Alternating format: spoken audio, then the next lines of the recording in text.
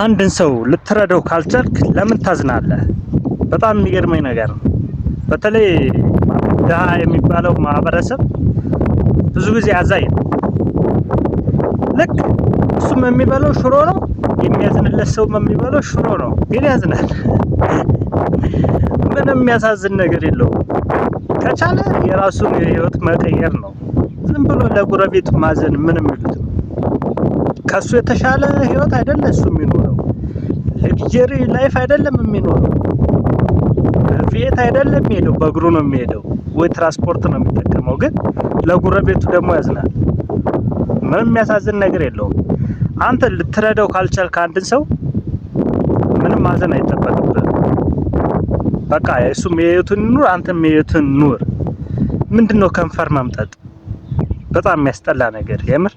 ስለዚህ በቃ ማንም በተለይ ባለ ራዕይ ከሆንክ አላማ ካለህ ዝም ብለህ ከንፈር መምጠጥ አይጠበቅብህም። ምን ያደርግለታል ለዛ ሰው? ባለ ራዕይ ከሆንክ በቃ ራዕይን አሳክተህ አግዘው። ማገዝ ነው። ሌላ ምንድነው? ያንተን ህይወት ስትቀይር ነው ሌላ ሰው ልትረዳ የምትችለው። የራስን ህይወት ሳትቀይር ወይ ዝም ብለህ በዛው አንተ ሽሮ የበላሽ ሽሮ ለሚበላ ሰው ማዘን ምን የሚሉት ነው? መጀመሪያ ካዘንክ የራስን ለራስህ እዘንና ህይወትን ቀይር። ህይወትን አሻሽል። ህይወትን ለመቀየር አስብ። ቁጭ ብለህ ራዕይ ይኑር፣ አላማ ይኑር። ራዕይ ሳይኖረው አላማ ሳይኖረው ጧት ወጥቶ ማታ እየገባ ከቤቱ ድርጅት ውስጥ አሽጎ እየዋለ ምን የሚሉት ነው ማዘን? ለትንሽ ደሞዝ ለ5000 ለ4000 ደሞዝ ጧት ወጥቶ ማታ ሲለፋ እየዋለ ይላል ሌላ ሰው ያዝናል ማለት ነው። የራሱን ህይወት ዙሮ ስለማያይ እኮ ነው። የራሱን ህይወት የማያይ ሰው ነው እኮ ለሰው የሚያዝ ነው። አንተ ደህና ህይወት ካልኖርክ ትልቅ ነገር ከሌለ ህይወትህ ከሱ የተሻለ ካልሆነ ለምን ታዝናለህ? በቃ ማዘን አይጠበቅብሽም። በቃ የራስን ህይወት ኑር፣ የራስን ህይወት ኑሪ።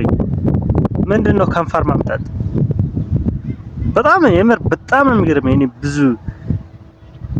ምንም የሌለው ሰው ደግሞ ለሌለው ሰው ያዝናል።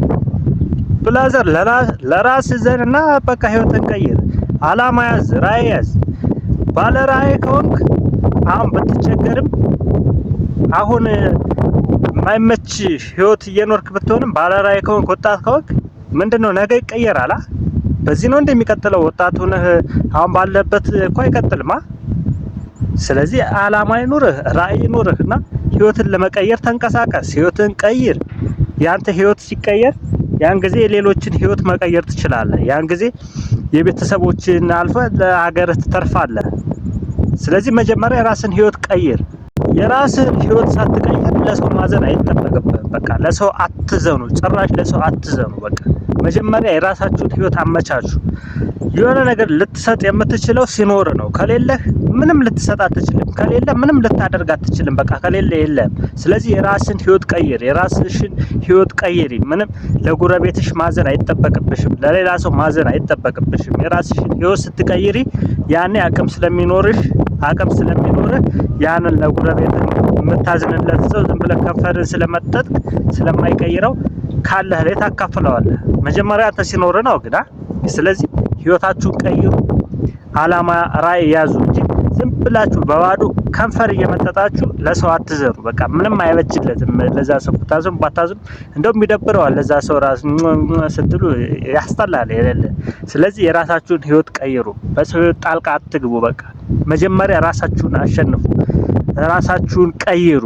ከዛ በኋላ ራሳችሁ ስትቀየሩ ራሳችሁ የምትፈልጉትን ህይወት ስትኖሩ ያኔ ሌላ ሰው ማትረፍ ትችላላችሁ፣ መስጠት ትችላላችሁ ስላላችሁ። ስለዚህ ይኑራችሁ። እንዲኖራችሁ አላማ ያዙ፣ ራዕይ ያዙ። ሁሉም ነገር ባለበት አይቀጥልም። አላማ ይኑር። አላማ ካለህ አላማ ይሳካል እስከሰራህበት ድረስ። ስለዚህ በአላማ ተንቀሳቀሱ፣ በአላማ ኑሩ። ማዘን የሚባል አያስፈልግም። ከተመቻችሁ ቪዲዮ ሰብስክራይብ፣ ላይክ አድርጉት። ቀጣይ በአስተማሪ ቪዲዮ እንገናኛለን።